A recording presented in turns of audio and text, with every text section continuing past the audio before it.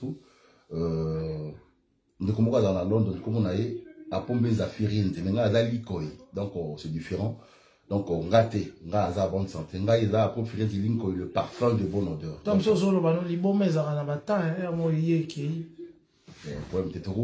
ça la couronne, on a faute plus qu'ils a pas ces jeunes de couronne. Donc on a pas souvent la bonne santé. Mais quant à moi, je vais très très bien. On a à peau ben affaires à London. Mais et bandit on m'appelle les autres de partout. Oui, puisque voilà. Vu que j'ai un projet que je vais achever à Kinshasa, donc du coup on a commencé ça ici en Europe, donc précisément en Belgique. Donc on va tourner une partie de notre film. Après la suite ça sera à Kinshasa. Donc c'est pour cela. Et le film est intitulé Seconde chance.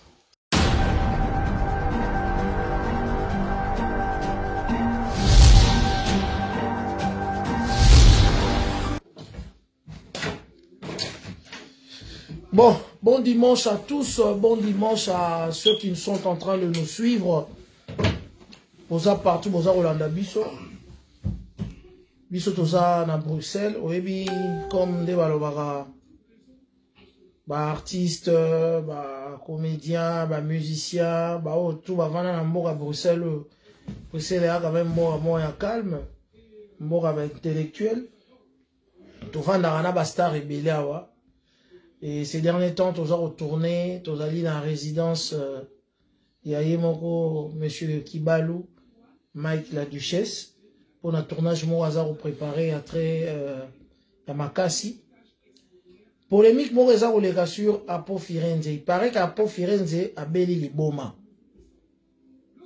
À Pau Biron, surtout, boebi à comédien, à Beli Liboma. Na Bandal. Ndenge lisolo zo betama parce que batma benga na Bandal il paraît qu'il y a un certain monsieur qui s'appelle Ousmane ba image mo rezo tambola la vidéo mikolo yo autaki na Bandal akangi ndeko na ye ndoki que yende moto aloki a Pau Firenze wana na Londres a komi liboma. Vous avez bien partager dans nos vidéos s'il vous plaît. A comme il est bon. Donc, biso tozali awa tozali na ba acteur nyonso tout parce que tozali tourner film moko il y a biso Mike la Duchesse. Donc il s'est dit que à Pau Firenze le parfum de bonne odeur a Beli Liboma. Alors tu n'as pas vérifié yango parce que ça vraiment mawa mingi sangwa mawa mutu to linga rapena ya propre boye. Acteur na biso balobaka boye ke abeli liboma yango tolingi to kutana to kende ko kutana place ndeko azui moi passe to solola naye donc na kosenga na bino vraiment to kutana ye parce que ndeko il paraît qu'abeli liboma les parfums de bonne odeur abeli liboma bandeko na ngai. Parfait de bonne odeur, rien à s'il te plaît. Non, ça tout mal. Ouais. Ah, à Pau Firenze. Bon. Ouais, ça va. Et là, on est isolé quand on m'appelle les autres, ben, à pas. Bon, non, en fait, ils ont juste Combo et Kokana. Combo et Kokana à Batou. On est comme dans la Londres, comme on a eu à pomper les affaires, donc c'est différent. Donc, on gâte, on a bonne santé, on a profité de le parfum de bonne odeur. Comme ça, les bons mais à la matin, ça la couronne, on a faute plus qu'ils a pas ces jeunes de couronne. Donc, on a pas souvent la bonne santé. Mais quant à moi, je vais très très bien. On a à Pau ben affaires à London. Mais, et bandit, on m'appelle les autres de partout. Oui, puisque quand on va publier une vidéo en gros, on va dire à Pau Firenze, David qui fait ça là-bas. Ils ont un combo, à Pau Firenze, le parfum de bonne odeur. Il y a ça à Pombenza Firenze. Donc, tout ça, tout mon côté. Je peux t'aller les solons. Nathalie Tiango, Nathalie Tiango. Normalement, il y a remarqué qu'on néglige un mot qui peut vraiment pour toi, dans le tournage, il par la Duchesse. Moi, depuis le but aux arts, depuis hier. Mais qui permet vraiment, mais là, il faut expliquer que Batoba est inquiet, que l'on l'inquiétude n'est pas Batouki. Moi, je suis là à bonne santé en forme. D'abord, on a des couronnes, un peu à bonne santé. pour famille les arbres c'est ngana pour natala qui a mon ndenge Ousmane ya ba kisa zo ko filmer ngo ba na net quoi. J'avais regardé ça. OK, ça va. Ba bonne guérison là, mais quant à moi, je suis en parfaite santé. En parfaite santé. Mais toi là, inquiétude ne ça parce que bazo bengao hernie surtout. Téléphone les sonné. Ouais, tout yanga ba mon roi qui a posé ça yo mais zanga te. Là ça va bien, tout ça tournage à la piscine. A posé vraiment bien. C'est vrai. Elle quand vous y a passé comme une déco, maintenant va son en bonne santé. Tout au conseil boulot. Allez, merci. Que Dieu vous bénisse. Bon dimanche à tous. Bon partager vidéo pour mon Mbappé ma réputation comme Belibo parce que normalement yo on va dans mon gravité. Ils ont vedette et que bah tout ça il va comme autant à combo na yo on va dans mon gravité. Mais au moins qui m'appelle et comme on les un peu trop et comme il quand même quelque chose il y a rien à démentir parce que mon tabouille côté que tant la mine attend beaucoup comme ça cinquantaine d'appels déjà et téléphone il comme en bas c'est du commissaire. C'est commissaire. C'est du bateau ba ndakayo ba comme ko bengo mingi. Tout ça benga on dit matin il faut tirer caméra mais tout ça ngane ko to appel vidéo te mi mo ka ba na appel vidéo mba moko. Donc mais comment bien on appelle vidéo te même écoute na mboka pe ba vie na biso ba ngara biso ba ko za mboka ba comme ko benga ko s'inquiéter ngabi non ngai le parfum de bonne odeur je vais très bien. Mais ndekonanga wana ndenge ndekone aza koloba ye nde aza na moko so ya santé mais nzamba sunga ya zonga en forme mais yeza a pombe nza firenze nga poli ko firenze le parfum de bonne odeur. OK, ça va. Donc bon confondre te apo azali abeli libomate.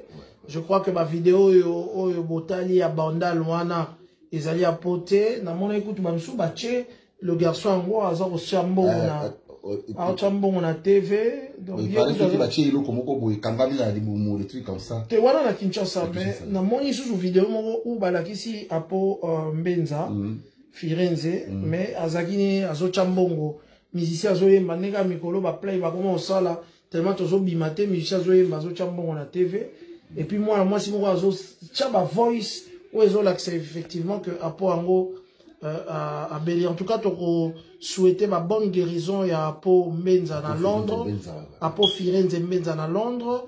Tu sais la peine en dégonaé, Ousmane a calmé un peu le jeu, et ça m'a ma famille, bimisango la mise sur batouté. Mais quant à Apo Firenze, le parfait de bonne odeur, Moutabeti Bayoshi ama motonae, Azali nae en bonne santé. Yewana, Azali et pas nanda où il y a la duchesse. Tout ça n'est pas Mike la duchesse. Apo est là. Donc, Azali n'a problème, moi, tu vas venir la bise. Tu as la route à sommer la maïna. Maïna santo. À sommer la maïna à Bosanto, Azana, Yewan. Bon, mon ami, moi, mouké. Azana Rondal. Le beau gosse, le sommet de l'Himalaya. L'homme qui fait jaser les Bruxelles. L'homme qui fait jaser le Bruxelles, Yewana. On bat qui toque. Et puis intellectuel. Azana famille nae. Mutumoka nana takaza tuni kutu. Nana ta alobi boy. Ebo babangi singai. Bonjour mes stars. Apo. Nabi sauté pardon que Dieu vous protège. Nana takaza binzamba protège. Merci beaucoup Wangu. Wangu partagez. Tozana Mike la duchesse c'est pas na yawa. Abi partagez yango. Ba mona ga poisane calme po comme on grave yo bi ga buzz na Kinshasa za ba e banda malembe so au freiner en côté au moins esui réputation à Montaliboma ils ont mon chaud. OK, voilà, à tout à l'heure le mien à tout à l'heure partagez la vidéo que Apo Abeli na Libomati. Merci hein. Abeli na Libomati azane en bonne forme. Et puis, ils ont tourné bientôt film à Big Mama.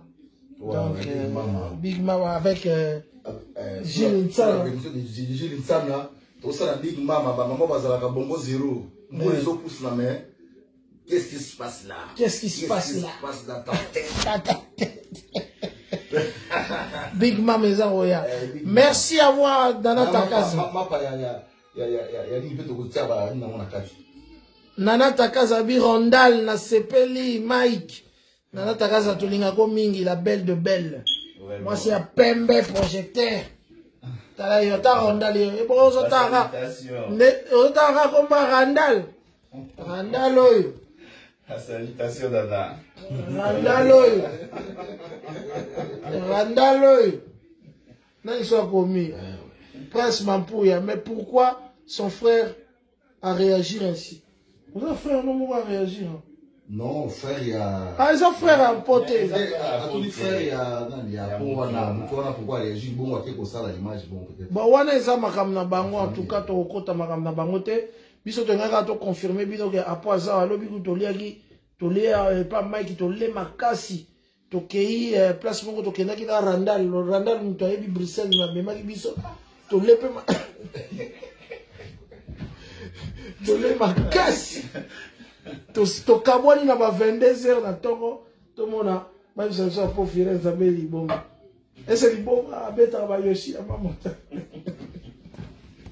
Merci, ciao ciao, partagez la vidéo to linga bino mingi, ciao.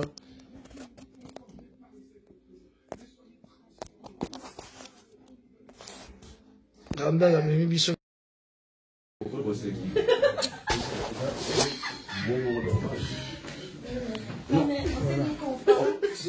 Lobby, tu vas nous mettre ma solo dans mon. Il a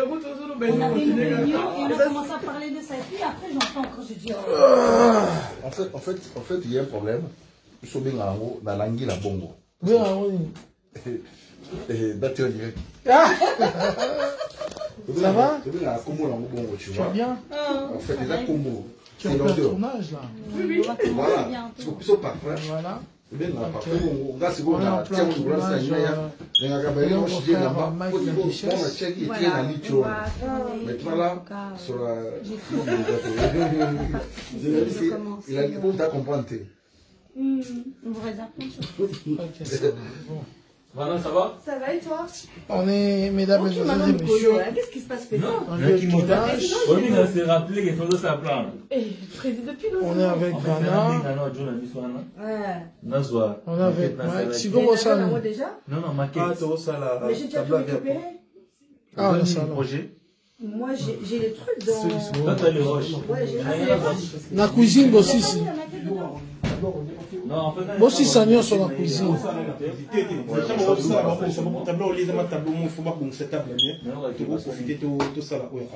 se voit pas matériel d'ailleurs dans T'es tout banana ouyo parce que ça t'a mort. où ça la casse. Tout ça. Oui, ça t'a mort. Maman s'est chargée, moi qui m'a chargé. On sent tout le monde là. Il a ma tabou, il y a. Colombie, ah, tout ça, film, les photos qu'on fait, vos films, je vous assure que vous ne serez pas déçus. Et l'ambiance est totale. Donc, yo, comment mikiliste, hein? Tout le monde a qui nous dit bangulo ya king. Pour la capère, mon frère, laisse tomber. Na pijama. Oh, nanga ya pijama. Donc, babi, salle de fête, flat qui toko na côté à Nwana.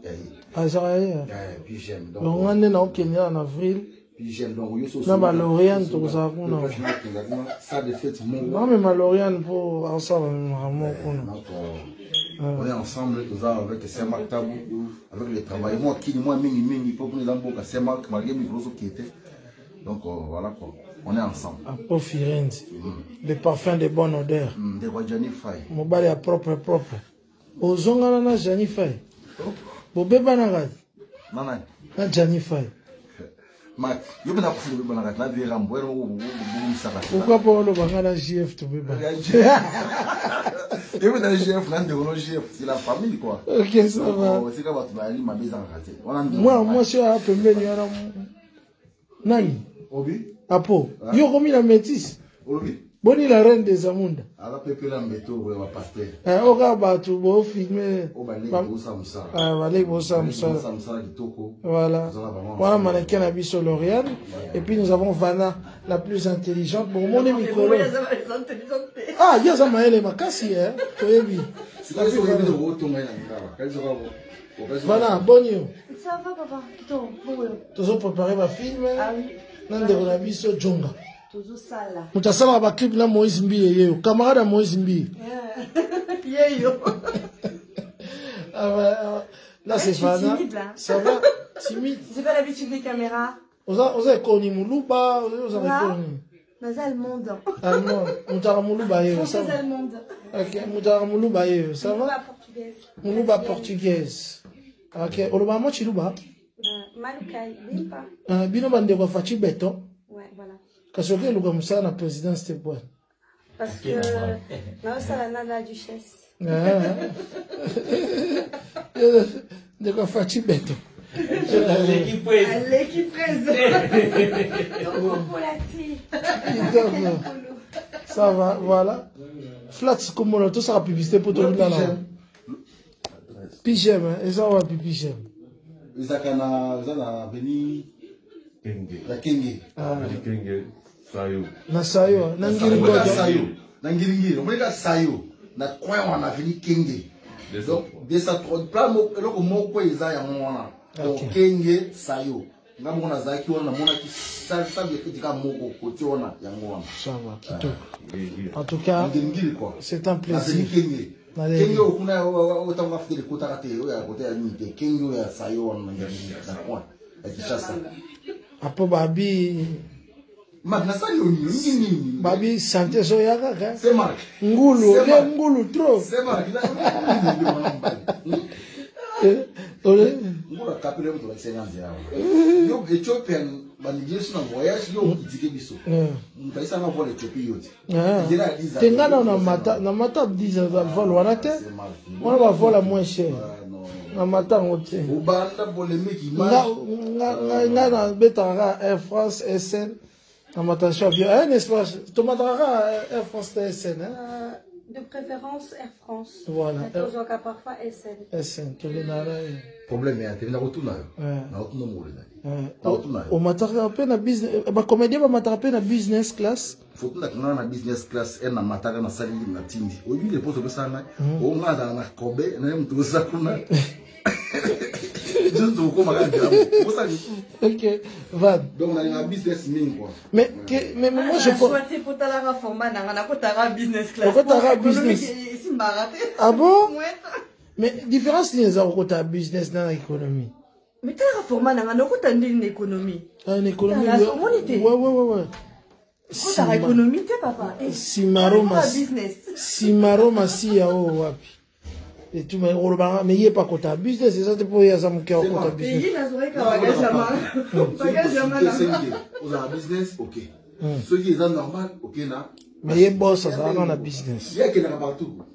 Il y a un tellement qu'on a vu voyage, mon gars, il y a Kobe, il y a business. Alors, on est pour naïr, il est devant la business dans votre ça va. En tout cas, je suis très content. Nous vous donnons juste l'ambiance de ce tournage. Ici à Bruxelles avec Vanna et Lauriane. Donc avec le Saint-Marc. Saint-Marc n'a bien eu. Saint-Marc n'a bien eu. N'a pas eu mandef le roi arabe. Voilà. Tu vois, vous souvenez de l'année qu'on a eu. On s'est dit, il fallait que tu avais souci avec notre frère Jules Fefon. Vous souvenez de bon, pour la Covid, il y a malade. Ah, vous avez direct. Oh, donc, il faut que ce soit ça en direct. Non, les gars, ça ne va pas en direct, il y a rien. Il y a tout le temps que vous souvenez. Tout ça, toujours en procès. Ah, ok. Et qui est malade, et puis voilà. Donc, on décide de monter dans le monde. Ah, tu ok, non. Ok, non. Ah bon. Voilà, bon, bah, nous vous disons merci. C'était juste pour que Boy va quelques ans en tournage avec Mike la Duchesse, Apo Firenze, Vanna, Lauriane la Belle de Belle et tout. Vanna Nabiso Moro Tutigala Nae. Et puis, tu peux si Tam Tam voyage, Boy, il faut tout ça publicité, sinon tu es en Loba. Tam Tam voyage, moi, tu es place à ça, sur Razan là, tu peux si Mambote. Et puis tu vas dire que tu as flat na Kenge wana la Kenge na bandu le flat on a la bandu Kenge wa kisasa ah na ngiri mais le pango mo soma ngokala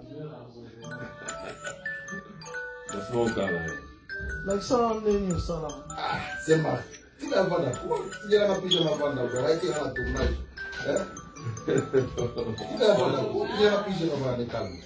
tu vois na bien yo mais attends moi on ça na pige voilà na Kenge ngiri côté sayo hein les parfums de bon on la vendre en mingi wana ouais ça va ça le fait exto qu'est-ce qu'on fout ici alors fait, De là, raconte-nous. on est en plein tournage. Voilà. Puis que j'ai un projet que je vais achever à Kinshasa, donc du coup on a commencé ça ici en Europe, donc précisément en Belgique. Donc on va tourner une partie de notre film. Après la suite ça sera à Kinshasa. Donc, c'est pour cela et le film est intitulé Seconde Chance. Seconde Chance. C'est une histoire d'amour, c'est une histoire d'émotion surtout. voilà. Je dédie ça à toutes les filles. Et là tu joues pas la duchesse, tu joues Mike. Malheureusement pour les fans de la duchesse. Je vais vous manquer pour un temps, donc du coup, je vais jouer plus Mike. Pourquoi? Parce que les temps avancent. Là maintenant, on est en train de prendre l'âge. Il y aura un certain âge que ça sera difficile de jouer pour le rôle des gays, des PD. Donc du coup, il faut préparer un personnage pour couvrir ce rôle. Je ne dis pas que voilà, je vais abandonner le rôle de la duchesse tout de suite, mais peut-être avec le temps, la duchesse va commencer à se retirer petit à petit sur scène. Oh non. Oui, bon, je ne dis pas que Lauriane, est-ce que tu veux que la duchesse se retire? Non, même si d'accord pour ça, là, on va. Non, ça sera bon. Je crois que Pourquoi? Ça sera vraiment impossible à l'âge de 45 ans. Tu as peur de voir tes enfants te voir non, même pas. Dans le rôle à duchesse. Même pas, je dirais si j'ai mes enfants. Si bon, c'est vrai, mon fils aîné, il a maintenant 16 ans. Il aura 17 ans dans pas longtemps. Papa a vu dans la Traliputa. Non, il sait qu'il vit derrière ses rôles. Si j'ai des enfants ici en Europe, c'est parce que la duchesse est venue en Europe. C'est grâce à la duchesse, donc j'ai pas honte de jouer mon rôle. Mais sauf que je vais aussi montrer d'autres facettes que je cache, d'autres talents que les gens n'ont pas encore. François Lobara, il y a pour y a poto, to kotato. Na éviter pourquoi pas trop francophone. Non, bon, tu m'as posé la question en français, on a répondu en français, bon, c'est une intégration. Intégration, on essaye. Toujours, oui, français, malam, tu biso, apparent, il y a ma bléda, tu apprendre français, pas ban. Ban, on dit, balak, biso français. À tout moment, les bazo, bien, biso, maman, nous sommes comment, ozo, ils, et c'est un plaisir pour nous d'avoir des enfants en Europe. Parce qu'à tout moment, ozo, solana, parce que français, quoi, ils, dès qu'ozo, le bayango, ozo, quoi apprendre. Et ici, en Europe, on parle plus le français avec les enfants que en tout cas, bon tournage, on ne va pas aussi trop traîner. Djonga, merci encore une fois. Bon, on va, Yewana, Massa Moïse Mbi. Yewana. Massa Fabregas. Il y a eu un secrétaire Moïse Mbi. Je vous rappelle que dans le cadre film, il y aura des grands musiciens chrétiens, il y aura des grands musiciens profondes où on va jouer, les musiciens on a fait cette invitation, majorité va répondre à l'invitation. Bazana Kinshasa, mais ce que pour ne pas, on a solo à mon accès direct, c'est Héritier Watanabe. Merci beaucoup. Merci beaucoup vraiment pour la film. Oui, on a parlé parce que film, il y a deuxième, il y a Ninanga, Isa, titre, il y a une moto, Tendai. Il a rancœur, donc il a film, il a dédié à moi aussi à Tendai, Maman Rachel Fouta, que j'ai sali à passant, donc on a déjà parlé de ça avec. Ok, ça va. Bon, on vous laisse tourner. Maman Bénédicte.